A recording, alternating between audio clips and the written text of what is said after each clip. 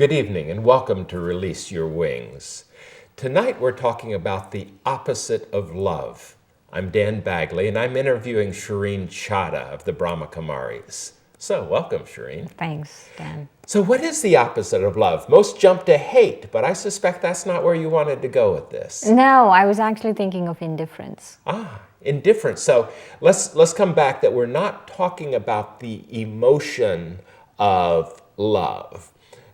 Eros is closer to unconditional, maybe agape love, that connection, that energy connection of source. Is that right? Right, even vitality. I feel love is that vital force and a connection, but a vital force connection. An energizing, life-giving almost. Yeah.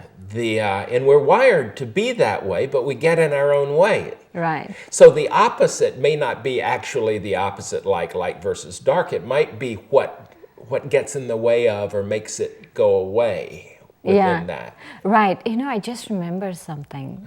Dr. Emoto, the one who, the Japanese scientist, his water experiments are very famous, but he also has an experiment on rice. And what he did was he took 3 jars of cooked rice, sealed them, and he gave them to 3 different sets of school children. One jar, he asked them to send love. He put the word love on it, and he asked them to send love, one set of school children. And another jar, he put the word hate and asked them to send hateful words towards it. And one jar, he asked them to ignore. And amazingly, the results were that the rice jar that was ignored was the worst spoiled. So that brings to mind then that there's some traditions that shun people if they behave, and that almost makes indifference an aggressive act. The shunning or the ignoring is... The ignoring is worse. So the indifference really is worse. And even it could be, I'm taking, let's say, my own thoughts or my own self, my own inner self. If I'm indifferent to it, I'm ignoring it, then I am really not loving myself. So you're disconnecting from source is the opposite of love. That flow of life-giving energy. Right. I like that.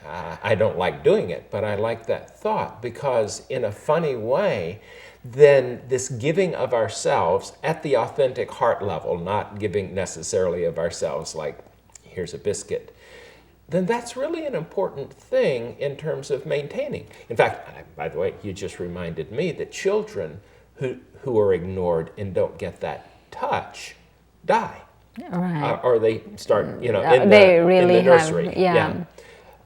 I believe adults do too, but we do it much more slowly because we have other ways of getting pseudo-love or conditional love. Right, and I feel we resort to some kind of hate or violence to get that kind of attention.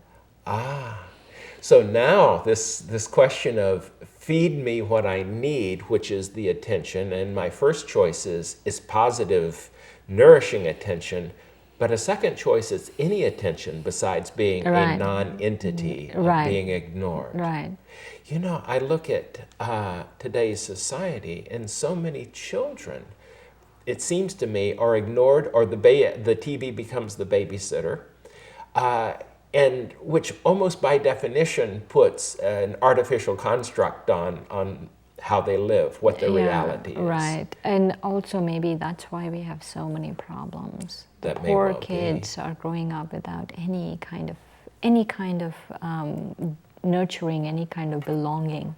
Yeah. So what are some of the other things? The lack of nurturing, the ignoring. The opposites of love. Yeah, you mean? opposites of I love. feel as an adult, as children. Yes, they need our help, but as adults, I feel that to love myself means to take responsibility for myself. So the opposite of love is to blame. And the opposite of love is not to have courage, is to be disheartened. The opposite of love is to be tired. The opposite of love is to keep hanging on to things of the past. So anything that stops the vitality of life, the flow, the positive, the self-nurturing of sorts, is the opposite of that connection to the universal, to the life force. Yeah, and I was especially thinking that let's take blame, right? If I'm not feeling well or I'm not feeling right and I start blaming other people, right, I feel that I am actually really completely disconnecting myself from my own vital energy. And that we all have within us the possibility of rising to the highest level, and we have to take responsibility for that. No one is going to come and give it to us on a platter. Right. And so I have to love myself enough to do that. And that means go to the trouble and the effort, even the frightening going into the unknown to try something to take responsibility. Exactly. So I feel for us as adults, I feel that we do have to take responsibility for love.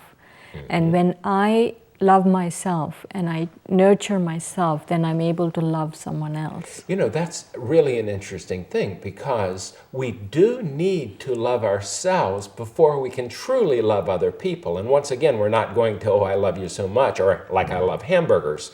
We're talking about truly unconditionally acceptance and connection with others requires that we have acceptance and connection with ourselves. Yeah, or to see others as legitimate beings, as beings that have feelings, and that, you know, and those feelings matter, and all of those things. So does that mean to hate others is to love ourselves less?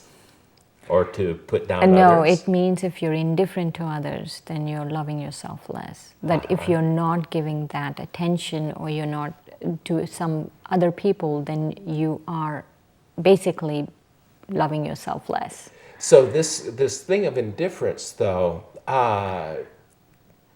some would confuse this with the equanimity of not getting wrapped up in the drama. I call that detachment. Okay, so what the detachment, good, this is the distinction I'm looking for. Detachment is different from just not caring. Right. You can watch something and appreciate what is happening. Right. And even have a preference for what is happening without getting sucked into the drama. The emotional, vested interest and things like that. So does that mean when we're getting sucked into the drama that we are probably moving away from the love connection, because we're creating right and wrong and good people and bad people, and we're blaming one side and not the other? Yeah, what happens, I feel, if we ride that wave is good people and bad people, right? We ride extremes of that wave. Yeah. And it's not really, and we kind of get yo-yoed in the extremes. And so it's really good not to ride that wave, because you're going to get yo-yoed. So that, you know, almost any judgment then of saying this is terrible. Or even this person is good. Or this person is good. Now we're really getting strange, because in the saying that you're so good almost means the not you, the other religion, the other path, the other way. The other person is not so good. Yeah. So then probably even, this is, by the way, there is some Buddhist basis on this, that something to the effect of the true path to unity is not difficult, but the moment you have the slightest preference, they're apart, infinitely apart. So this gets really tough to follow. Yeah. No, but really, if I would say love is someone who has love, is someone who doesn't have any preferences. Not even for which food they would eat? Yeah, and I especially mean human beings. Okay. That I don't have a preference over this person or this person or this person, that there are no preferences, that I'm able to look at them in pure love. I like the word pure than unconditional. Oh, the pure love then. Now, what about if you have children? Will you have a preference to your children? I'm glad I don't. I can tell you, as someone who feels he has a pretty good level of love for his wife, I greatly prefer to be with her. And so, but this again is confusing. You know, Rumi, the poet Rumi said, language is a tailor shop where nothing quite fits. And when we're talking about love, we still are loving with the same word that we love our children, our parents, our God, our food, etc. And that's not exactly the same thing. Yeah. We're talking about that pure love is the unconditional connectedness with all things. Right, right. In Hindi, you know, love has so many words. Yeah. You have even more than, well, we have just one word for many things. In Hindi, they would have many words for various things. Yeah. Got it. How many, well, it's sort of like the Sapir-Whorf hypothesis on how many words the Eskimos have for snow. The words help us make the distinctions, I would imagine. Right. So are there any other things we should be aware of that help us feel the love connection? Yeah, there's one. I feel when we hang on to the past, that really actually makes us to a point where that connection breaks. And so I feel hanging on to the past also is the opposite of love. And hanging on to the past, even if I say for me, with you, if you've done something wrong and I hang on to that, then I'm not able to really connect with you. So the lack of forgiveness, in fact, forgiveness is remedial action on when we were not loving purely or unconditionally. Right. Is that right? Right. So hanging on to the past, but that it sounds to me like that might even celebrating the past. I mean, yeah, just being now. Yeah, being in the here and the now. Right. So if love is this energy of total flow, the life force, the everything, and some of the experiments would suggest on people and in plants, and people who have a green thumb certainly have a sense of this, then maybe that heart energy is what we ought to focus on, our connection with God, our connection with everything, being somewhat one and the same in that I see the beauty in everything. Right, right. I feel one thing that hinders this, seeing the beauty in everything, is our own laziness. We get very used to our comfort zones, and I call that also laziness in a way. Right, got it. And so I feel if I just step out of where I am, even if it's stepping out of my comfort zone a little bit, then I will see the beauty in everything. Then I will be able to experience that. And I feel that stepping out of the comfort zone might be a little harder to begin with, but if I do that, take that one single step, then I will get a 1,000-fold return.